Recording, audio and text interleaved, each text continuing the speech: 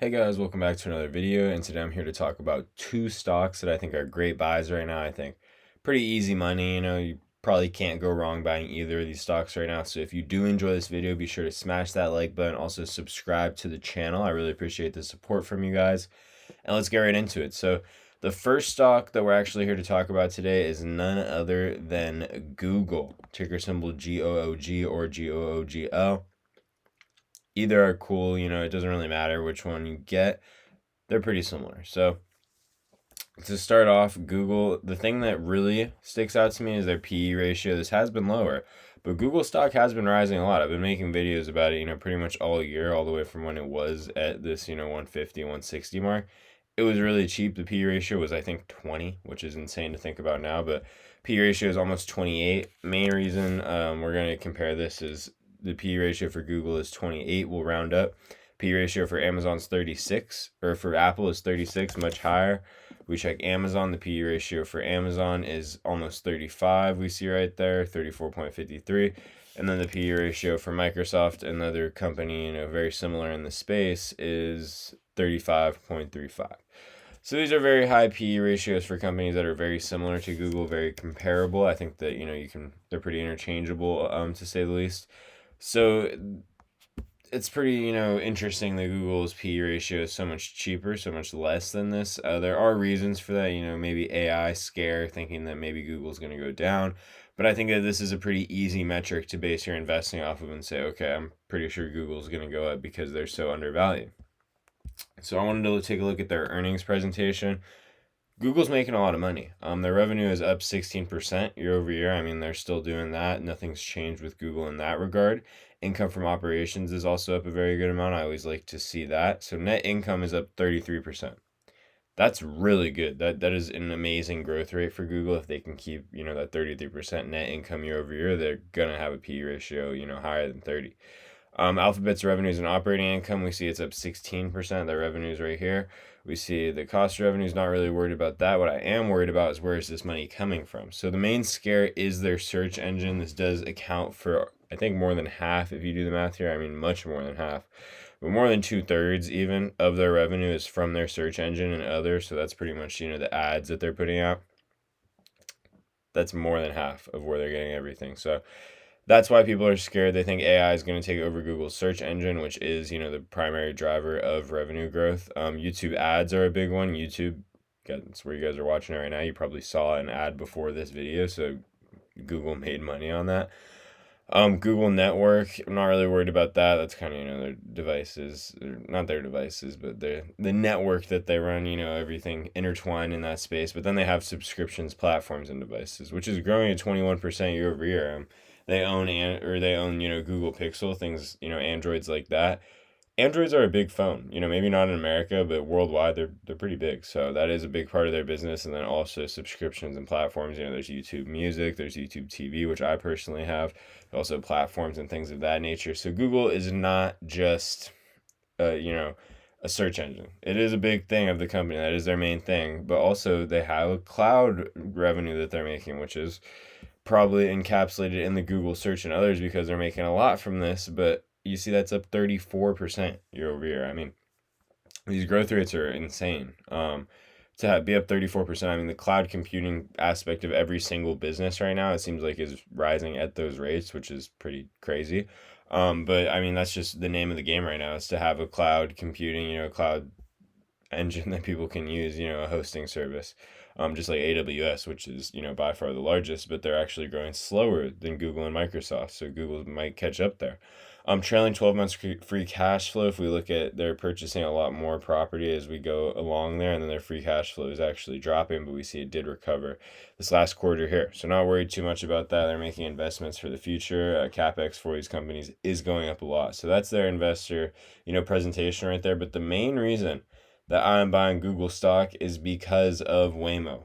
Waymo is their autonomous driving service. If you guys live in, San Francisco or Los Angeles or a major city, maybe in Texas or the Arizona area, you've probably seen Waymo, or you probably heard about Waymo no matter where you live. I just don't know if you've seen it firsthand. What Waymo is, it is essentially an Uber that's a self-driving car. So you don't need a driver. There is no driver. It is just a self-driving car, an autonomous driving vehicle that'll take you from point A to point B wherever you plug in on that map, and then you pay for the, it's a rideshare service. So this article right here from Nasdaq, keep in mind, is saying they believe Google is positioned to grow its valuation by well over 3x from the already huge $2 trillion figure, potentially becoming the world's most valuable company by a huge margin. So I really think this is possible. I think with Google's innovation, you're investing in way more than the company's financials and what they have right now. I think you're also buying the ideas that they have, which Waymo, I mean, come on. I mean, that's a great idea because the room for profit on this is insane. They don't have to pay a driver. There's pretty much not many maintenance fees. They don't have to pay for gas. They have electric charging. They have deals with Jaguar, or they just got the cars for really cheap. I mean, there's just a lot of ways that they can save a ton of money in this space. So we see Uber does more than 200 million rides a week. Let that sink in. If autonomous rides can capture half the market, that would mean 100 million rides per week. That's about 1,000 times where Waymo is today. Are they going to grow there? I'm not sure if they'll get to that point, but I know that they're going to get to at least, a tenth of that point. So they're going to probably do 100 times what they're doing right now. I very much believe that. But even if they do get to close to that point, I mean, 200 million rides a week translates to about $1 billion a month and over $10 billion a year at $30 per ride. We're talking revenues of close to $300 billion per year. If you add $300 billion on Google's top line, they're going to realize that. They're going to feel that. That's going to be a big part of Google's company. Look at what they did for revenue. If we check right here, they did 100 billion. So just let that sink in for a second. That's 3x what they're doing right now. So very impressive right there if they can actually do that. That would be insane. But then wait, there's more to the story. If Waymo is already delivering these, how many more people might switch from driving their cars to just being driven by these autonomous vehicles? That definitely could be a thing. There's a lot of facets where this business could go. And the thing that I like about this, people are going to comment, people are going to say, oh, Tesla has robotaxi, just buy Tesla. Tesla does not have robotaxi. There is no Tesla robotaxi. It's an idea. Waymo is on the streets and a lot of major cities are expanding rapidly. Robotaxi is not real. It's going to happen eventually. Okay, sure. But it's not happening right now, so I'm not worried about it. Investors will soon recognize that the $300 billion revenue figure for the current ride-hailing market has substantial growth potential. It could easily expand by 2 to 3 times. A $1 trillion market for autonomous rides isn't out of the question. Completely agree with this as well. We see also there's revenue opportunities for Tesla automakers like themselves, and they're working on driverless vehicle technologies as well. So we're seeing a lot of automakers and tech players work on autonomous driving. That is a big thing in the future. And like I said right here, the LiDAR and the radar systems, that's, what Google has perfected with their self-driving cars to get, all those permits and everything necessary to be able to let, people with their precious, valuable lives drive, ride inside of these autonomous vehicles. The best part, these are self-driving cars. There's no humans to worry about. There's nobody to worry about. They're just going to drive. They're just going to drive. And that's pretty special. So if Waymo can capture about 1/3 of the $1 trillion autonomous rides market, which I think there'll be more than 1/3, but I think there is going to be a lot of players in the game at that point. It could generate annual revenues of around $300 billion with a 50% margin, which isn't crazy. They should get a 50% margin. They don't have workers. They're buying these cars in bulk. They're getting them, they're getting them for a very good deal. They're not expensive to maintain. They should be able to get this 50% margin. That's a neat $150 billion in profits. At 30 times earnings multiple, that would imply an additional valuation of 4.5 trillion for Alphabet. And considering that Alphabet, this was made a while ago, Alphabet's 2 trillion is now almost 3.4 trillion. So that just goes to show you got to get in on this stock. This was written in June, the summer of this year, and they're almost double what they were there. So it definitely is running away. I think people are starting to realize that Waymo is owned by Google, and it looks very promising for the future. So, over $500 per share in Google is definitely in the future. I buy Google stock and I look at the stock price and I think, is Google going to be a $500 stock or more one day? Yeah, it is. That's why, when you buy a stock for the long term, you can't, paper hand it. You can't be worried. You got to say, okay, I'm going to hold this for 3 to 7 years unless something about the company changes and I change my mind, then I'm going to hold it for that time. So I really like Google. I think their innovation is a lot bigger than, anything else this company has. And I really do like seeing what I see with Google. I actually have most of my Google shares in GOOG. Not a lot of my portfolio is in Google, but I definitely do want it to be more, and I'm probably going to dollar cost average up tomorrow. Definitely a lot of buying opportunities right now. Another buying opportunity, Adobe. This is the second stock for this video. I'm giving you guys two stocks this video that I think you should buy. The perfect stocks for November, as this year is closing out, I think both these stocks are in perfect spots to buy. If we look at Adobe, let's go year to date, we see the stock's down 26%. If we look at a whole year, we see the stock is the cheapest that it's been in the last year. It's at a 52-week low. That makes stocks very attractive to me when they're at a 52-week low, and I think they don't deserve to be. Adobe has a PE ratio of 20. That's how I like to price stocks. That's how I think stocks should be priced, is their PE ratio. It's a very useful metric. It's very simple, very telling. So a lot of companies in this space have a much higher PE ratio than 20, like we saw with Google. I won't go through it again, but just know 20 is a low PE ratio in pretty much any space that's online like this. So I wanted to check out Adobe's investor presentation.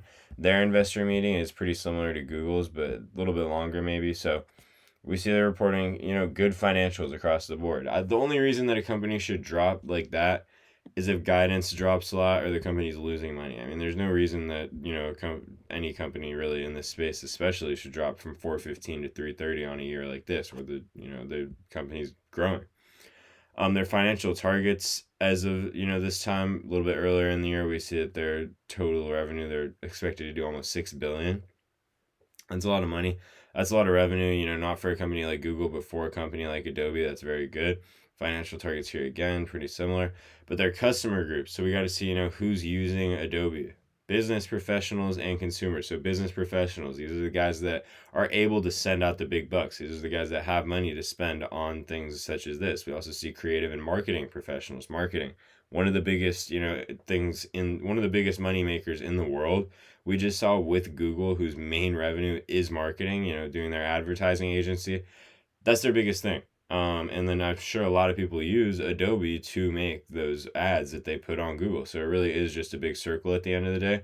Adobe's strategy, we see Adobe's strategy, they're changing the world through personalized digital experience. They offer these services such as, Photoshop, Premiere Pro, things of that nature, Adobe Cloud, things like that.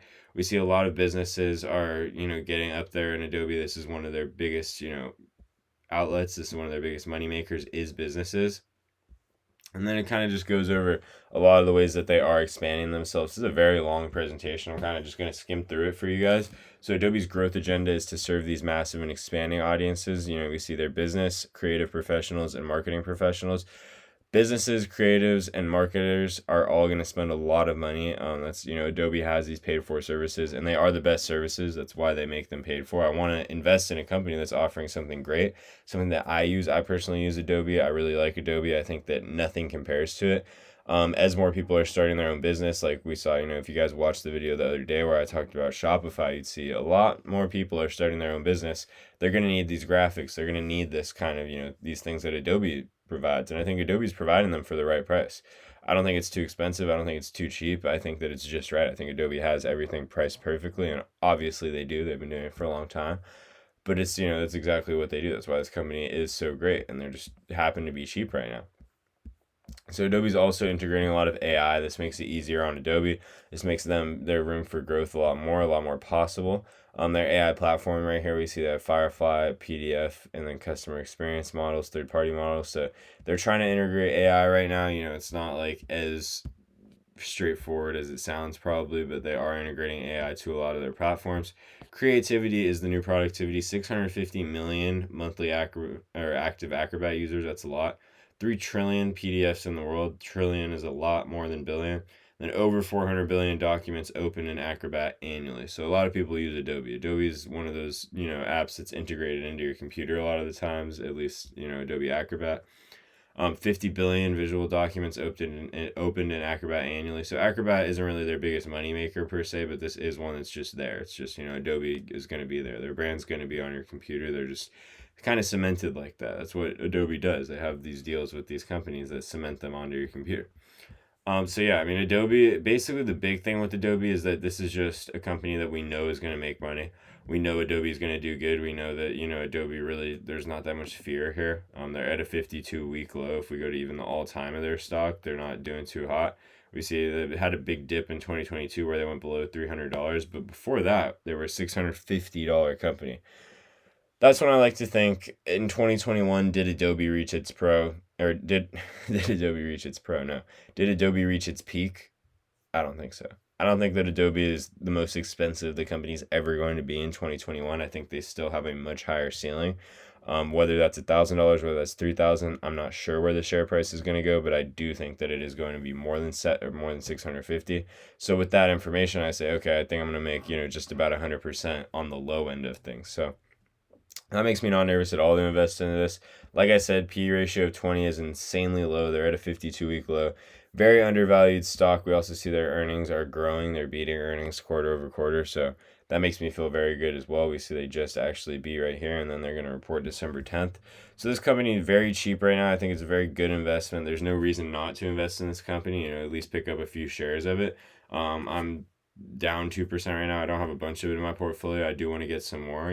This is a stock I wouldn't throw my whole portfolio at it, but I would, kind of just get some exposure to this. I think it's a great deal. So that's all I have for today's video, guys. If you did enjoy the video, be sure to like the video. Also subscribe to the channel. I really appreciate your guys' support. Like I said, we're nearing 1,500 subscribers.